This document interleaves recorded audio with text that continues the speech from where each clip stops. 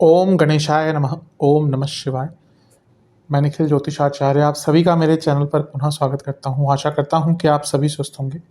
महादेव की कृपा आप सभी पर सदैव बनी रहे। कि वीडियो सिंह यानी कि लियो के लिए बहुत विशेष है, क्योंकि वीडियो है 16 जुलाई से 17 अगस्त 2025 सूर्य देवता के राशि परिवर्तन के बारे में, इसके साथ ही वक्री बुध के प्रभाव के बारे में। 16 जुलाई को सूर्य आपके लाभ स्थान को छोड़कर आपके 12वें घर में प्रवेश कर जाएंगे। लेकिन यहाँ पे उनकी युति बुध के साथ होगी, जो 18 जुलाई को वक्री हो जाएंगे। क्योंकि ये दोनों चीज़ें बहुत आसपास हो रही हैं और दोनों ही एक भाव में हो रहा है, एक राशि में हो रहा है, इसलिए अलग अलग वीडियो बनाने के बजाय मैंने इन दोनों ही चीज़ों को एक ही वीडियो में सम्मिलित करने का प्रयास किया है।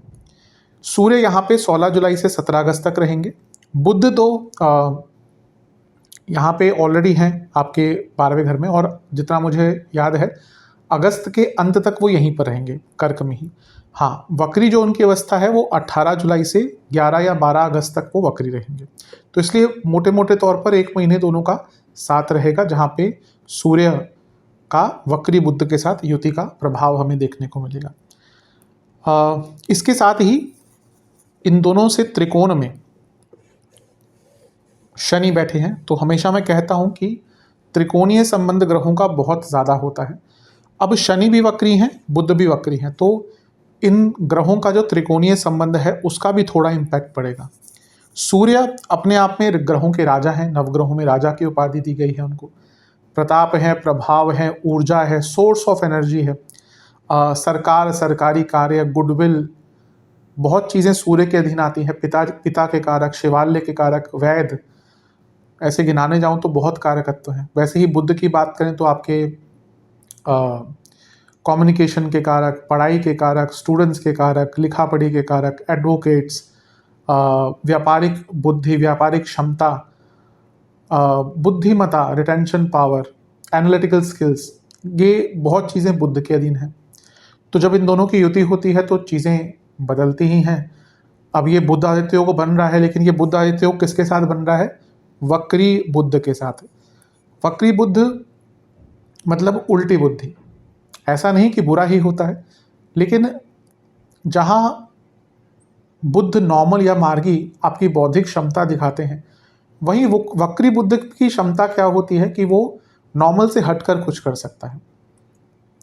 पर इसका मतलब ये नहीं कि हमेशा अच्छा ही होता है। जब व्यक्ति थोड़ा सा वक्र बुद्धि वाला होता है तो कभी अच्छे काम भी कर देता है जो उसके लिए अच्छा हो, कभी ऐसे काम भी कर देता है जो औरों के लिए बुरा हो।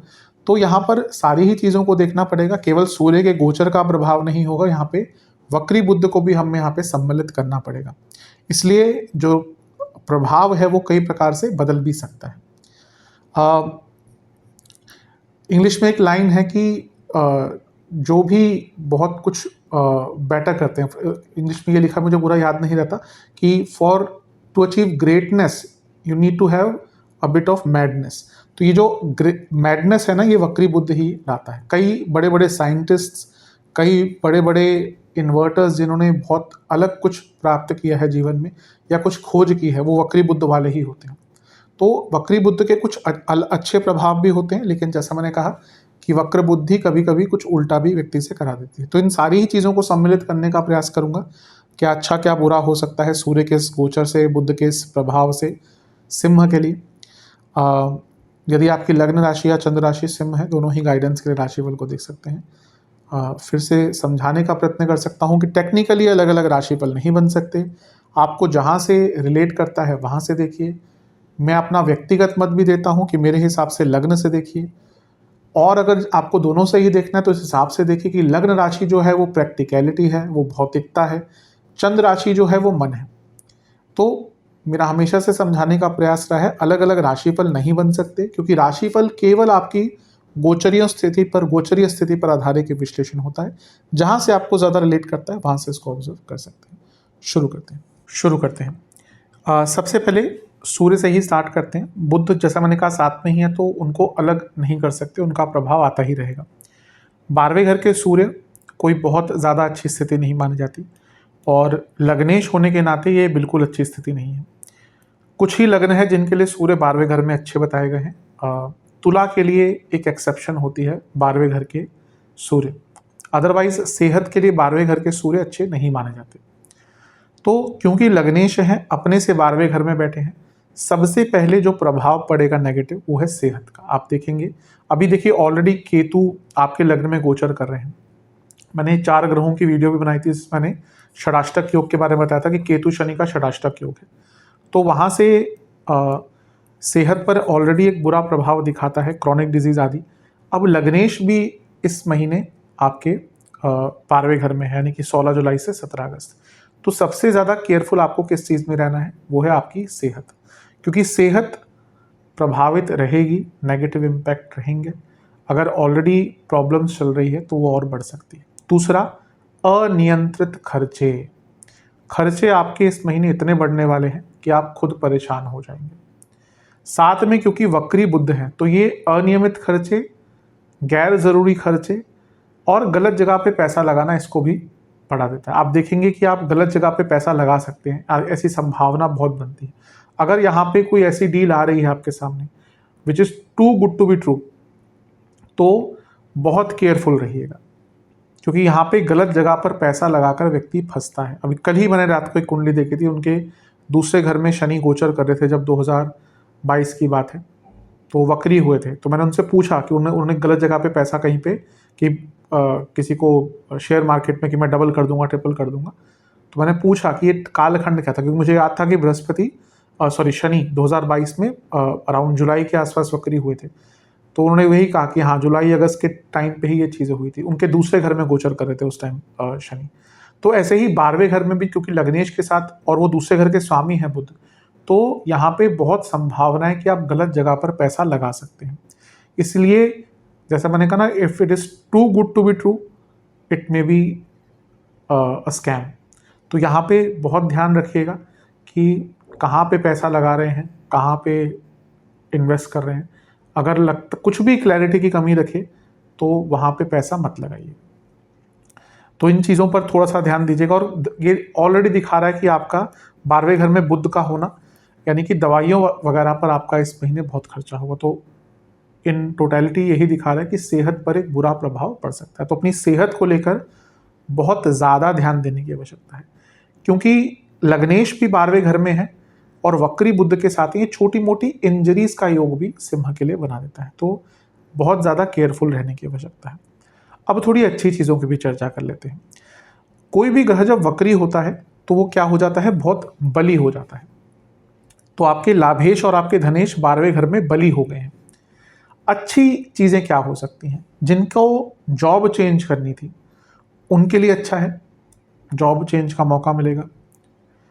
12वें घर में योग बन रहा है। जिनको विदेश में जॉब ढूंढ रही थी, बहुत टाइम से कुछ जॉब मिल ही नहीं रही थी, उनके लिए अच्छा होगा। अगर आपकी बहुत टाइम से जॉब गई हुई है और आपको बहुत अरसा हो गया जॉब नहीं मिल रही, उनके लिए भी बहुत अच्छा होगा। हाँ, ये हो सकता है क्योंकि बुध वक्री है तो मे भी थोड़ा कॉम्प्रोमाइज़ करना पड़े आपको, कि भाई आपकी पहले सैलरी थी 8 लाख पर एनम, अब आपको शायद मिलेगी 6 lakh per annum, for an example. पर कुछ हाथ में हो वो सबसे बेटर है, रेदर देन कि और 6 महीने खाली बैठे रहें। तो ये उनके लिए स्पेशल है कि जिनके पास कोई जॉब नहीं और वो जॉब ढूंढ रहे थे। अगर यहाँ पे थोड़ा कम भी पैकेज मिलता है तो उसको एक्सेप्ट कर लीजिएगा, ताकि आगे चलकर वो चीज़ें ठीक हो जाएं। और किसके लिए अच्छा होगा, 12वें घर में सूर्य, 12वें घर में वक्री बुध, कोर्ट केसेस के लिए बहुत अच्छा होता है। अगर आपका पक्ष बहुत ही स्ट्रांग है तो यहाँ पे आपको विजय भी प्राप्त हो सकती है। अदरवाइज बहुत लंबा केस चल रहा था तो उसको म्यूचुअली कॉम्प्रोमाइज करने का भी अवसर मिलेगा। शास्त्र कहते हैं 12वें घर के सूर्य, इस व्यक्ति को विजय लक्ष्मी प्राप्त होती है, यानी कि विजय द्वारा लक्ष्मी। अब इसको पहले के टाइम में बोलते थे कि भाई राजा महाराजा दूसरे जो रियासतें हैं उनको कॉन्कर करके पैसा प्राप्त करते थे। आज के टाइम में जो आपके सिविल केसेस हैं, बाकी केसेस हैं, उससे धन की प्राप्ति दिखता है। और 12वें घर के बुध के बारे में भी यही कहते हैं कि ऐसे व्यक्ति को कौन हरा सकता है, मतलब कि कोर्ट केसेस में, भले ही देर से, लेकिन ऐसा व्यक्ति जीतता है। तो कोर्ट केसेस में इसका बहुत अच्छा लाभ आपको प्राप्त होगा। जिनके गुप्त धन के सोर्सेस हैं उनके तो वारे न्यारे हैं यहाँ पे। बुध वो भी वक्री, मतलब कि 2 नंबर के काम में और भी बढ़ोतरी होगी। मैं हमेशा कहता हूँ पैसा जो रियल लोगों के पास होता है वो उन्हीं के पास होता है जो 2 नंबर का काम करते हैं। ये रियलिटी है, सबको पता है। आप कितनी अच्छी सैलरी हो, 1 नंबर का बिजनेस करते रहो, दुनिया भर के टैक्सेस ही देते रह जाते हैं। बाकी जिनके पास सच में पैसा है वो तो 2 नंबर का ही होता है, तो उनको और इस पे इजाफा मिल सकता है, बाहर से पैसा आ सकता है, इस प्रकार की चीज़ें कर सकते हैं। सूर्य लग्नेश है, बुध व्यापारिक क्षमता, व्यापारिक बुद्धि है, तो जो लोग व्यापार करते हैं उनको कोई बहुत अच्छे आइडियाज़ यहाँ पे आ सकते हैं, ये भी आपके लिए बहुत अच्छा है।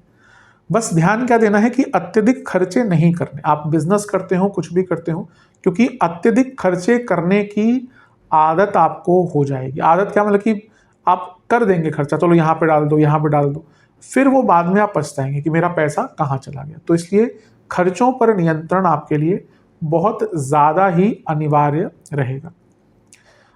सूर्य लग्नेश है, बुध धनेश और लाभेश हैं जो वक्री हो रहे हैं। ये पैसा कमाने के नए नए आइडियाज़ भी आपको देंगे। आप देखेंगे कि अलग अलग प्रकार के, भिन्न भिन्न प्रकार के आइडियाज़ आएंगे। हाँ, ये होता है कि जब वक्री बुद्ध होते हैं तो जो आइडियाज़ होते हैं वो वक्री ही होते हैं, यानी कि उल्टी खोपड़ी वाले, उल्टी बुद्धि वाले होते हैं। तो ठीक है, अगर आप इस प्रकार से पैसा कमा रहे हैं जो मे बी सोशली एक्सेप्टेबल ना हो पर किसी का बुरा नहीं कर रहे हो, तो तब तक ठीक है। पर हाँ, सोशली एक्सेप्टेबल भी नहीं है और किसी का बुरा भी हो रहा है, फिर वो चीज़ थोड़ा सा नेगेटिव हो जाती है। एक बहुत स्पष्ट चीज़ होती है वक्री बुद्ध के 12वें घर में कि ऐसे व्यक्ति को ना बहुत ज़्यादा धार्मिक चीज़ों पर भी खर्चा करने का मन करता है। आपका मन करेगा कि धार्मिक अनुष्ठान घर में कोई कराओ, बिल्कुल कराइएगा। सावन चल रहा होगा इस टाइम में, 9 अगस्त तक सावन है, घर में कराइए, महामृत्युंजय हवन करवाइए, अभिषेक करवाइए। मैं कई बार कहता हूँ ये जो वास्तु के नाम पे आज की डेट में चीज़ें चल रही हैं, कहाँ थी? हमारे देश में परंपरा थी, लोग अपने घरों में हवन करते थे, लोग अपने घरों में अनुष्ठान करते थे, सावन में घरों में रुद्राभिषेक होते थे, नवरात्रों में घर में दुर्गा जी के हवन होते थे। तो वहाँ उसके बाद कोई वास्तु दोष नहीं बचता। वास्तु केवल एक घर की सिनर्जी है, घर की एनर्जी है। जो आज की डेट में वास्तु के नाम पर चल रहा है ना कि ये घर ले लिया तो आपका भला हो जाएगा, ये हो गया तो वो हो जाएगा, सब बस कोई कोरी कल्पना है। मिला जुला के थोड़ा भारतीय वास्तु लिया, थोड़ा फेंगशुई लिया, थोड़ा चाइनीज लिया, north of north east, north of, कहाँ पे लिखा है? उनसे पूछिए ज्योतिष के शास्त्र में कहाँ लिखा है जो ये बोलते हैं नॉर्थ ऑफ नॉर्थ ईस्ट, ये कहाँ लिखा है?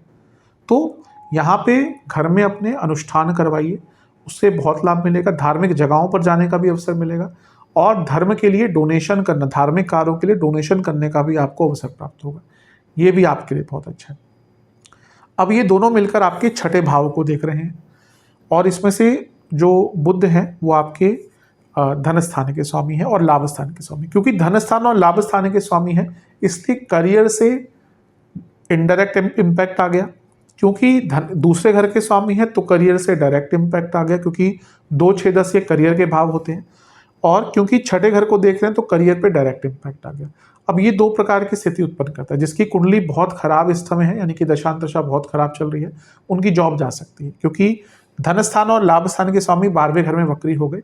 अगर यहाँ पे केतु, वक्री बुध, बहुत पीड़ित चंद्रमा, बहुत पीड़ित बृहस्पति, इनकी दशांतरशा प्रतिदशा चल रही है, जॉब जाने के योग आपके बनते हैं। और डिपेंड की कुंडली कितनी वीक है। अगर नहीं है तो फिर क्या होगा, कार्य क्षेत्र में आपके ऊपर बहुत ज़्यादा प्रेशर डाला जाएगा। पर अच्छी बात यह है कि आपकी प्रोडक्टिविटी, आपकी कार्य करने की क्षमता बहुत अच्छी रहेगी, जिससे वो प्रेशर को आप हैंडल अवश्य कर लेंगे। लेकिन एक टॉक्सिक वर्क कल्चर आपको अवश्य अपने कार्य क्षेत्र में देखने को मिलेगा, उसको हैंडल कीजिएगा। दोनों का छठे घर पर प्रभाव स्टूडेंट्स के लिए बहुत अच्छा होता है, कॉम्पिटिशन्स के लिए, स्टूडेंट्स के लिए। लेकिन ध्यान ये रखना है कि बुध वक्री है, इसीलिए स्टूडेंट्स को अपनी रिटेंशन पावर, कम्युनिकेशन स्किल्स, इन दोनों में ही दिक्कत आएगी। क्यों? क्योंकि कारक हैं, 12वें घर में है, वक्री है, फोकस नहीं कर पाएंगे एक चीज़ पे और इसके कारण कई प्रकार की परेशानियां आपको फेस करने को मिलेंगी। जॉब में थोड़ा सा ध्यान दीजिएगा, 10वें से तीसरे घर में ये योग बन रहा है। आपको अपना प्रोफेशनल कम्युनिकेशन बहुत दुरुस्त रखना है।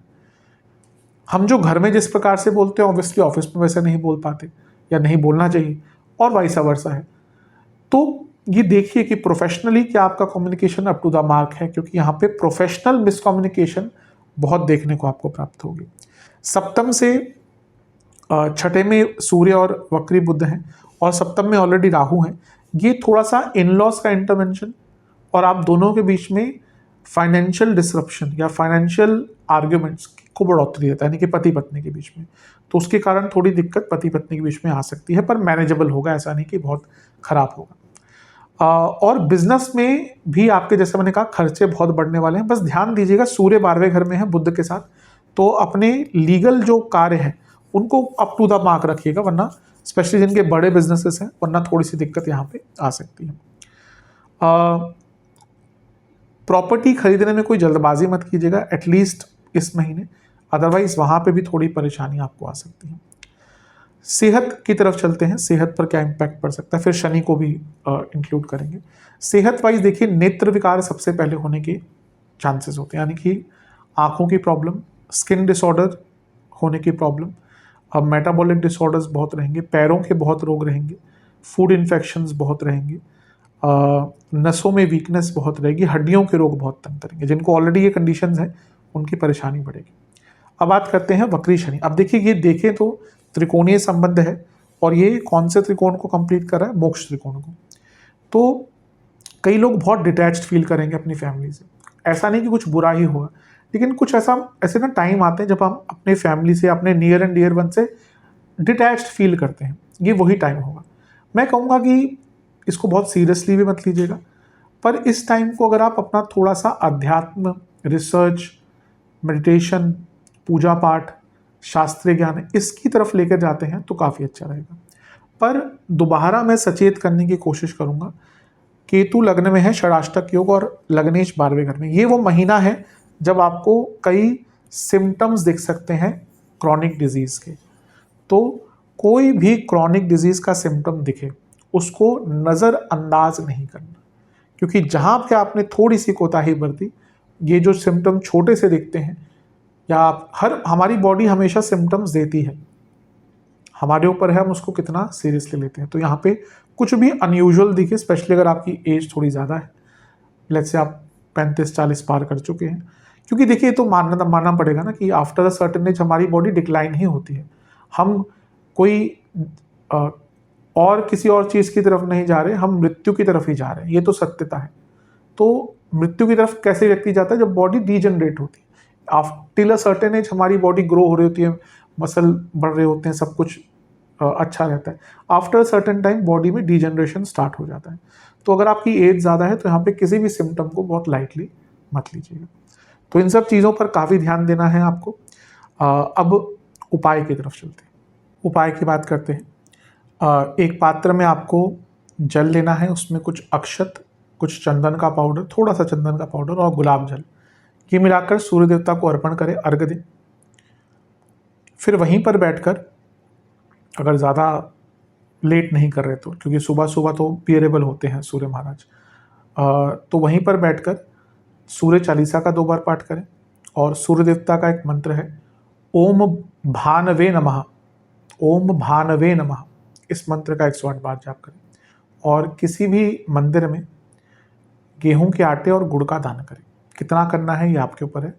इसको जितना जल्दी हो सके संभव कर लीजिएगा। कोई स्पेसिफिक दिन नहीं है, पर जितना संभव हो जल्दी इस उपाय को कर लीजिएगा। आशा करता हूँ कि वीडियो काम आएगी। चैनल पर नए हैं सब्सक्राइब कीजिए, वीडियो को लाइक कीजिए। मिलता हूँ अगली वीडियो में, तब तक के लिए ओम नमः शिवाय।